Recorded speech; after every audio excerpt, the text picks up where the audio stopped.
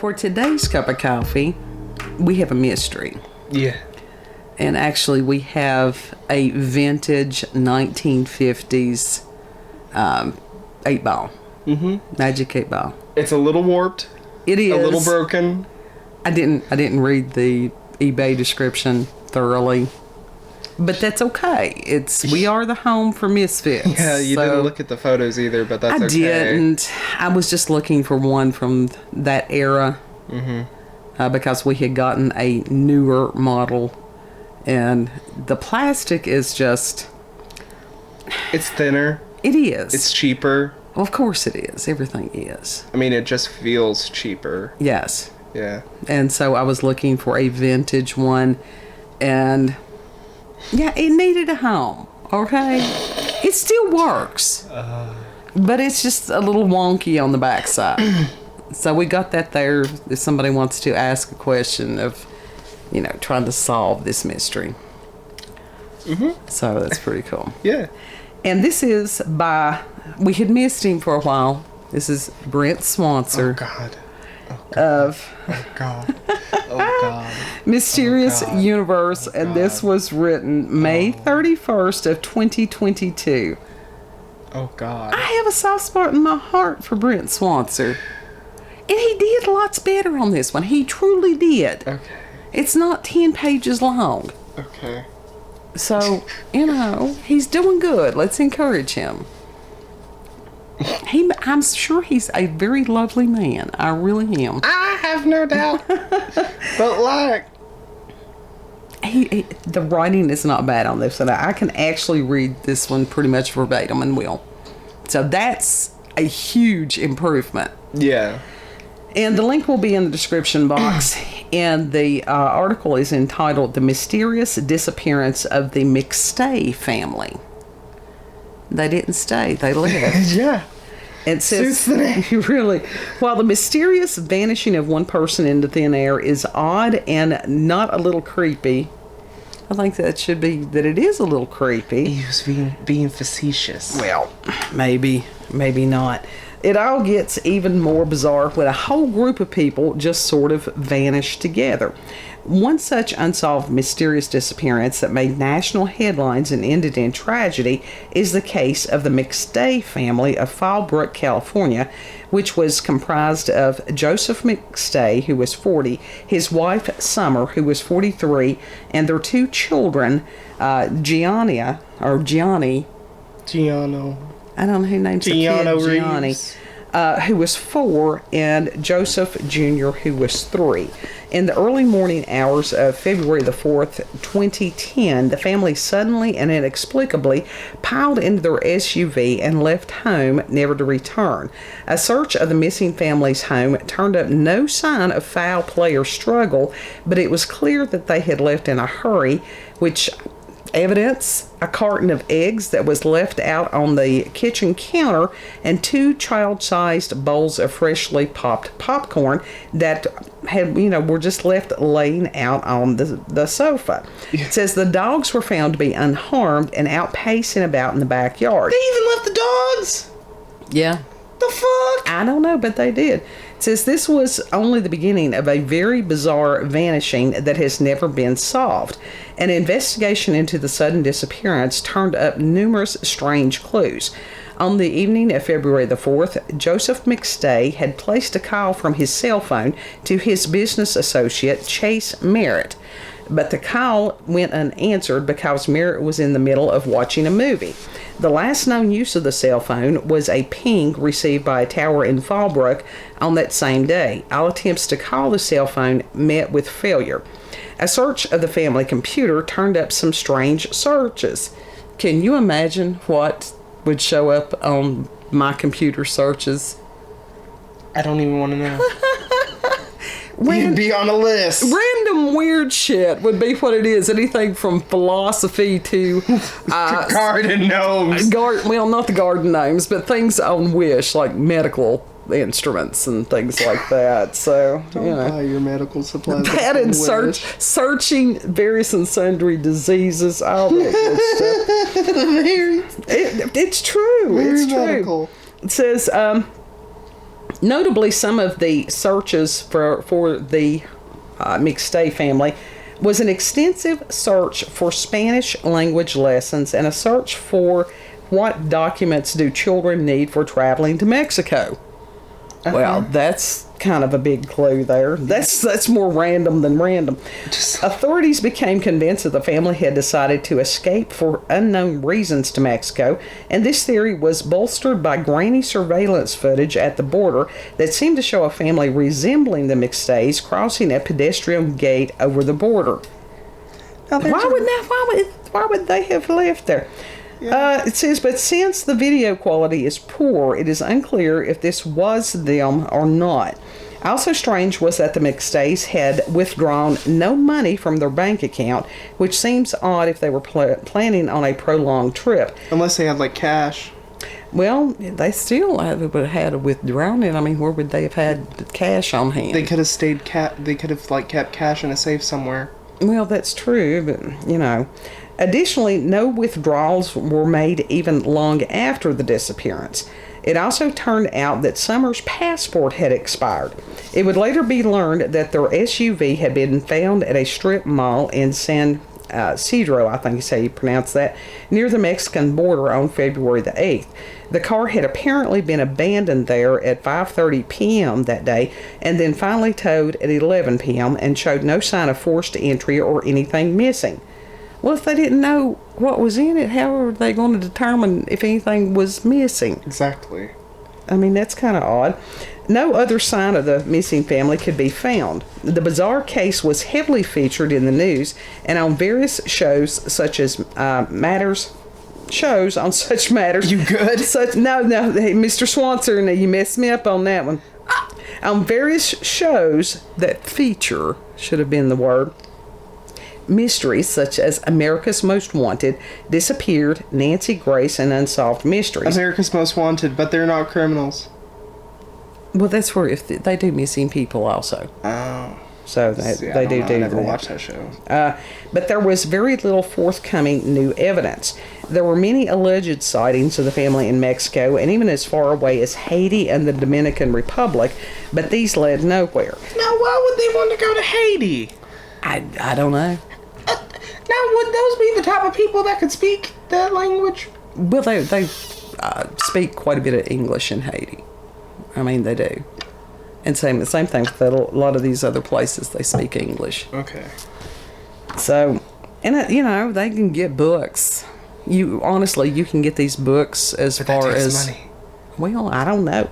It's a mystery. That's the whole point of this. It is a mystery. Yes, but I got questions. Well, sure. Ask the magic 8 Ball. Speculation. Are they dead? Yes. Speculation raged, covering a range of ideas, including that they had been murdered, that they had gone to Mexico to escape some undefined threat or to start a new life, that they had tried to leave behind financial problems, or that they had gone on a trip only to get lost out in the desert somewhere. Now, can you imagine you've got 2 small children here? Yeah. To be out in the desert where, I mean, that, of course, people are stupid. We have, evidence. We have evidence of that. It says there was little evidence to support any of these ideas, and it seemed that the McStay family had simply ceased to exist. No longer the McStay family, the McGo family. Yeah, really. A lot of suspicion was placed on Joseph McStay's business partner, Chase Merritt. Would you trust somebody named Chase? No. I don't know. That's kind of just, if there's anybody named Chase there, sorry, it's just a question. It says not only had Merritt been the last person to have been contacted by Joseph, one of the last to have seen them alive, and had been the one to notice that they had vanished, but he also had a criminal past with felony convictions for burglary and receiving stolen property. Okay. Yeah, but did he this time? Right. Or was it because he had a criminal past and, somebody's going to point the finger at him automatically? That's what it is. On top of this, Merritt admitted that he had spent around an hour with the family shortly before they vanished. Well, okay, it said just a minute ago they had tried to call and he didn't answer, so which is it? Yeah. That's conflicting right there. And it says that throughout all of this, Merritt denied any involvement in their disappearance and even allowed himself to be put through a polygraph test, which he passed. So then he didn't do it. Well, not necessarily. I've always wondered if somebody is a sociopath, could they pass a polygraph test easily? No. I think they could. Modern technology would not allow that. I think it could, because basically a polygraph, as far as heart rate and, respiration and stuff like that, which is frequently elevated when somebody is lying. Mm-hmm. Okay, if you've got somebody that has no conscience, they're not going to have an elevated heart rate or anything. Do you remember the thing about Hannibal Lecter where they were talking that he had chewed somebody's face off and his heart rate never went above 84 or something? Yeah. Yeah. So there you go. The polygraph test. I don't trust them. Help us. Joseph McStay's father, Patrick, also did not think that Merritt had anything to do with the son's vanishing. Some suspicion was also at times pointed at Summer McStay and Summer's ex-boyfriend, Vic W. Johansson. Okay. And it says that he had allegedly remained obsessed with her, but authorities were unable to find any strong evidence of their involvement. Well, if they knew that he was still obsessed with her, Yeah. the whereabouts... Prime suspect. Really, the whereabouts and ultimate fate of the McStay family remained a perplexing, profound, there he goes on that thing, and debated mystery for years until November 11th, 2013. Loves it. When a motorcyclist in the desert near Victorville, California, came across 2 shallow graves out in the Badlands. The graves contained the remains of 4 bodies that would shortly after be confirmed as being those of the McStay family. Okay, so that part of the mystery is solved. Yeah, so they did. Yeah. It says analysis of the bodies seemed to show that all 4 members of the family had died of severe blunt trauma to the head, likely by a 3-pound sledgehammer, which was found resting with the bodies. My God. Well, yeah, that's not a If they deem it a fucking suicide, I swear. No, I think they... it says Joseph's skeletal remains were found with a length of extension cord wrapped around the neck and wrapped in a white towel. What? I don't know. I think that could have been explained a little bit better. And the finding of the bodies in the presence of his DNA on the McStay's car has caused some authorities to arrest and accuse Chase Merritt of the murders. Leave the man alone! Well, I think that's a huge gap from being a burglar to being a murderer. Yeah! Says that prosecutors in the case have claimed that the motive behind the killings was pure and simple greed, and that Merritt was a degenerate gambler who had written $21,000 in checks on McStay's business account in the days after the family's disappearance. All right, let's go back here. It said that he was the business partner. Yeah. So if he is a business partner, he's allowed to do that. Then that's checks on, his account. So they cannot get him for that. Dude is being set up. Yes. He truly is. And it says, despite all this, that there has been no solid evidence to definitively link Merritt to the crime, and it remains unsolved as the trial slogs through numerous days. He didn't fucking do it. Well, apparently they just brushed I will go aside. ask the dowsing rods. They just brushed aside the ex-boyfriend that was still obsessed. Okay, I can't... Now think of this. If these small children, which that's a horrific thing, a 4 and a 3-year-old being murdered in any way, but if these were the offspring of Summer and Joseph, her husband, I could see the ex-boyfriend who's still obsessed with her seeing these kids as evidence that they weren't his. Yeah. And so that would make it easier for him to do that than somebody to try to cover gambling. Okay, it didn't say that it was covering gambling debts. Yeah. It said that he had gambled afterward. Also, if he was doing it for greed and money, why didn't he take anything? Right.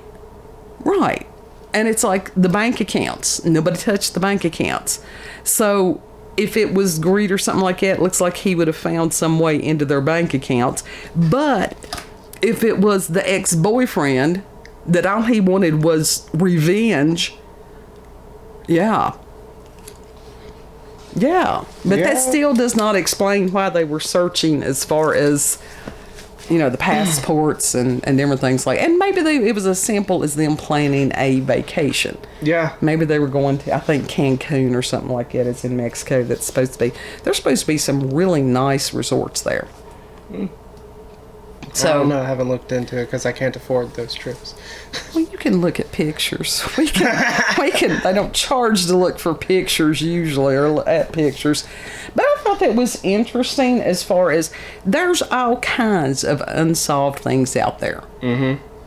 And as far as if you want to tie it to the paranormal type thing, okay, that these people, that their spirits are not at rest because whoever did this to them.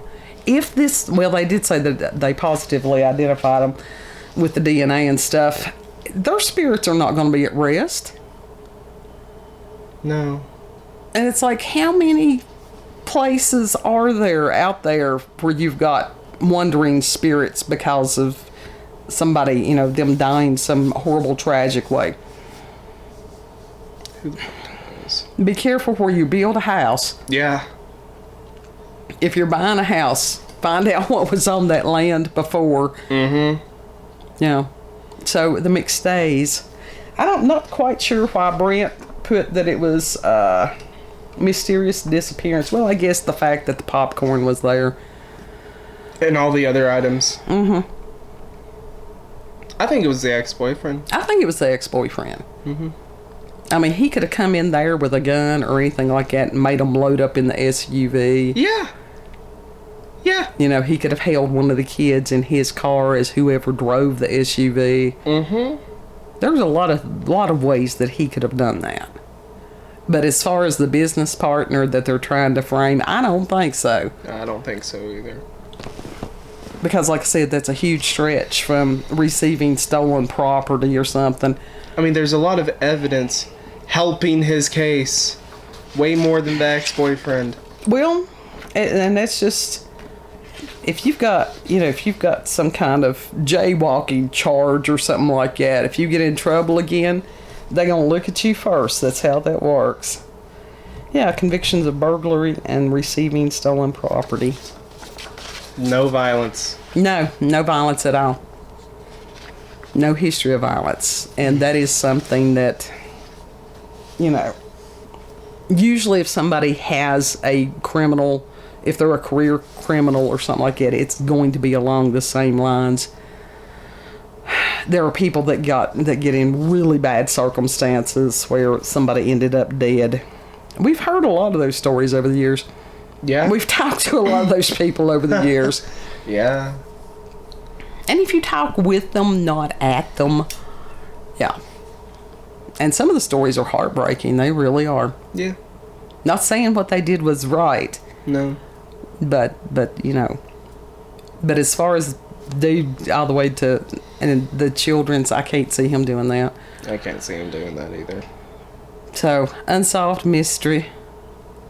And we should have got spooky. We should have gotten the other 8-ball, and you could have tried to find the 8-ball answers on that. Yeah, they're just gonna reach to the screen and shake it. Well, I mean, we could have shook the 8-ball. And find we got a second one. That works. And that's what I'm saying. You could have had that one over here with us while we kept the one on camera. Well, if we thought about that before we started filming, maybe. Well, next time that we have a mystery, we will do that. Because it's like, I didn't take my Stratera today. I'm going to blame it on that. Mm-hmm. So you all can let us know in the comments whether or not you think that it was the business partner or whether it was the ex-boyfriend. It was something. It wasn't aliens this time, and it sure wasn't owls. God. I saw I don't know. Have you seen those owls? They had Have you seen them? They had a recent story, which we may do tomorrow, about the link between UFOs and owls. So I don't know if they are recycling that story. I know that we used one of those stories a while back about the connection. And then you've got about the owls and Bohemian Grove. And I think the Bohemian Groves goes into like the Illuminati or the New World Order, or that's pretty much the same thing, isn't it? Is that the same thing? Yeah. Okay. Sort of, I think. I don't know. It's connected to the Masonic Lodge. Okay. See, some of that... There's one here in town. Well, some of that stuff... I have studied a little bit of that stuff, but after a certain point, it makes me dizzy, and so I have to quit. And there are a lot of people that when they want to go down that conspiracy rabbit hole, and they're very good at it. Yeah. That's just not something I would rather delve into. A lot of the UFOs and some of the other conspiracy theories. Right. And even on some of those, after a certain point, they can get really confusing and you need a schematic, and then it makes me dizzy and I'm like, okay, I'm done. Let's go on to something else. We need a schematic with that case. Yeah. Well, with that, I mean, that's about the only way that something like that could have happened that quickly. Mm-hmm. Is somebody went into the home, and it had to be somebody that they knew or they wouldn't have let them in. So you do have to kind of wonder on that. Could it have been the ex-boyfriend? Would the woman have let him in the house? And maybe they just didn't think about it, and he walked in the house. Maybe they didn't have the door locked or something. Right. But you would think that they would, fingerprints. If they opened the door for him, he didn't have to touch anything. Shoe prints. No, unless it's muddy or something like that. I mean, seriously. Everything leaves a track of some sort. Well, I mean, now, some of this stuff, actual forensics, is not like it is on TV. Neither is court. Well, I know that. Court is nothing like it is on TV. No. Hence this Johnny Depp case. It's not like TV. It's just most of it is fucking boring. Oh yeah, as hell until he gets to some of the witnesses, and then it's a little spicy between the depending on what side the witness is on. I think the most interesting thing that I saw sitting in through the many hours of court that I have in various and sundry situations was this guy, and he had a prosthetic leg. They took his leg? No, they didn't. That wasn't the one. That was when I was working at the jail that they had confiscated somebody's leg. I think they did eventually give it back to him. So, the poor guy. But anyhow, with some of them they said would stuff drugs and contraband down in the artificial limb, so therefore they had to. Uncomfortable. Well, you have no idea what some people will do. But anyhow, he was there for court. I don't have any clue what charge he had or anything. But as he was coming back up the aisle, they had already, he had seen the judge and stuff like that. This man that was there stood up and he said, "Hey, you don't remember me, but I remember you." And it had something to do with the man's daughter. Mm-hmm. That had stood up, and he basically was threatening this man's life. And I was like, "Oh shit! I do not want to be here." And the bailiff came; he was coming out. Now that they did get out of the courtroom without incident, but I thought, I do not want to be in the middle of an incident right here. Like that, dear God. Yeah. So that was the most. And then that one time that the lights went out. Nobody moved. Where the fuck are we supposed to go? We can't see. It was pitch black, and it was just a total Barney Fife moment for the bailiff to be screaming, "Nobody move." Somebody should have yelled, "Where are we supposed to go?" It's pitch black in here, you dumb fuck. Well, that's a good way to get contempt of court. So They wouldn't be able to know. I don't know. They would probably pinpoint. There weren't, no, there weren't that many people in the courtroom at that point. You could be in the way back and nobody would know. Well, see, I would usually sit in the way back because if I had to go to the bathroom, I didn't want to have to walk all the way up. And then when the lights come back on, you're just like, who said that? Yeah, well, it was just... It's interesting. Everybody, because a lot of these cases are open. I think most of them are open to the public. Just go and sit to see what really happens. And you just sit. We could go do that one day just for shits and giggles. I've had to do it multiple times for multiple reasons. Have a little flag in the back. And I will tell you this, if you ever have to have a pinwheel, if you ever have to be on the witness stand and that whoever is going to be questioning you has a damn bow tie on, you know that you're facing an asshole. For real. It's just, I don't know. Okay. What? I'm like, who? There's probably somebody out there that wears a bow tie constantly. They're going, I am not an asshole. Well, they look nice, but I'm just saying as far as attorneys. I do not have a high opinion of attorneys because I have had to deal with lots of them also.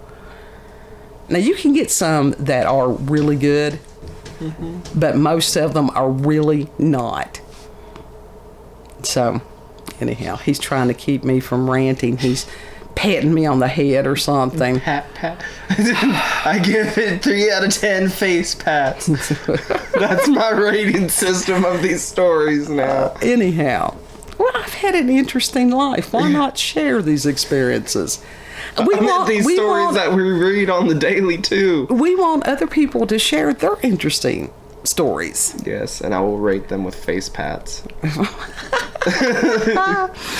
Anyhow. 7 out of 10 face pats. If you've had experiences with paranormal, supernatural encounters, UFOs, aliens, cryptids, disappearances, vanishings, any of that stuff. If you've got trace, no one was spared. Even the children. Really, the children were not spared, which is horrific. If you've got local, regional, or family myths or legends, send us an email, cupofcoffeewithscream@gmail.com, and the email address is there in the description box. Know that you're loved. We hope you have a beautiful, blessed day. Be careful who you let into your world. Yes. It's terrible, but lock your doors because you never know. Lock your car doors. Owls may come in at night. You never know. Buzzards may be surrounding your house. Yeah. Waiting, knowing, creeping upon your death so they can get the sweet nectar of your flesh. Then pooping on your deck. That was horrific. I had to clean that off. Yeah. That was at my mother's. If I saw the other part, I would have cleaned that off too, but it's right there on the step. If you like this video, don't forget to like, share, comment, and most of all, subscribe and click that notification button for daily notifications of our daily uploads. Thank you all. Have a good. We'll see you on the next cap. Bye. Maybe y'all can gnaw on the bones.